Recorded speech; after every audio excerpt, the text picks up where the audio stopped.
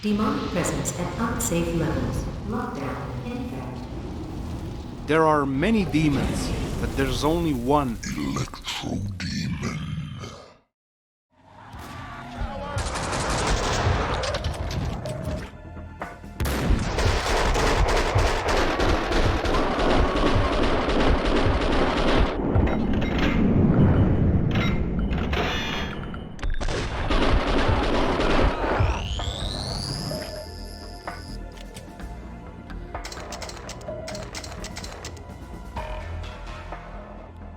Max Payne 2 is a sequel to the highly acclaimed and successful first game, Max Payne.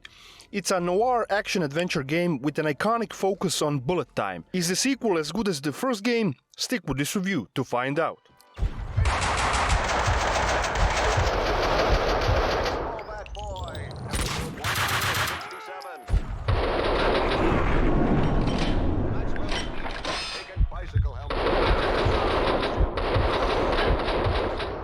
Max Payne 2 continues the story from the first game. Max was a vigilante in the first game, and after the events of the first game, he returns to the NYPD for active duty.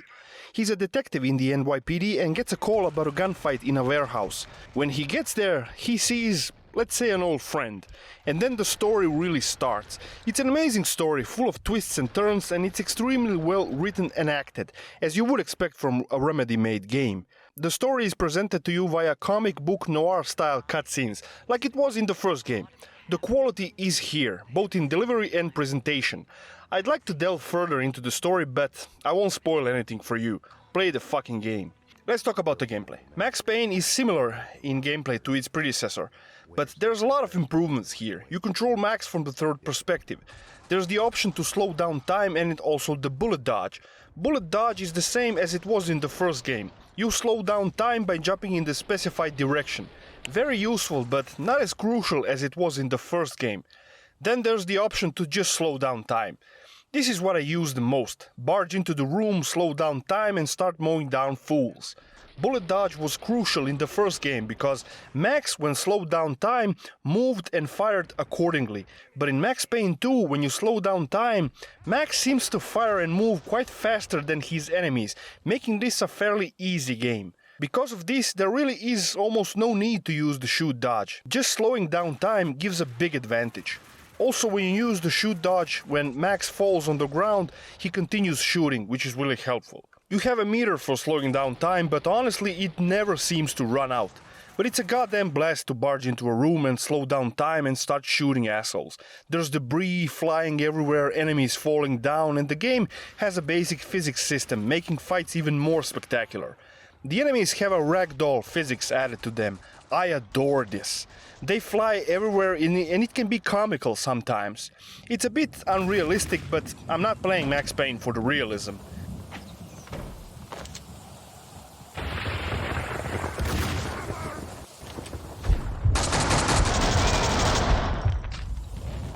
It's a great effect, and it's a shame it's not widely more used in modern games. What also is a godsend is a button for throwing a grenade. You had to select the grenade in the first game and then throw it, but in this you just press the mouse wheel button and voila. Nowadays this is a normal thing, but keep in mind in 2003 this wasn't a thing. Call of Duty popularized it by having a dedicated button for grenades, but Max Payne 2 came out before it. There's a lot of weapons in this game, from pistols which can be dual-wielded, machine guns, submachine guns, assault rifle, shotgun, sniper rifle and plenty more. And you carry all of them. God, I love old school game design. And I love your sister's vagina too. There's also the obligatory section in this game, the section where the game takes away your weapons. I never liked this and it's complete bullshit. The best weapon in the game is the AK-47. It's just an amazing weapon, and it obliterates enemies. Speaking of enemies, there's a whole variety of them. Thugs, professional killers, hard guns, etc.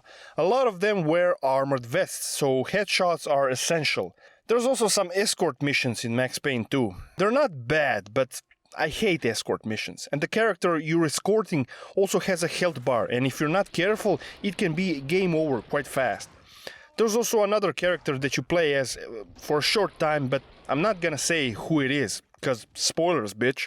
Max Payne 2 is one of the best action games ever made. It's a bit easier than the first game, but it has a lot of mechanical improvements. Max Payne 2 is also a bit on the short side. It took me about 4.5 hours to beat on the standard difficulty.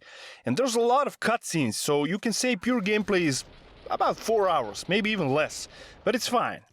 Locations are also great. It's New York, so expect plenty of buildings and apartments. But I like those locations, and Max Payne 2 is going for that noir style, so it's to be expected.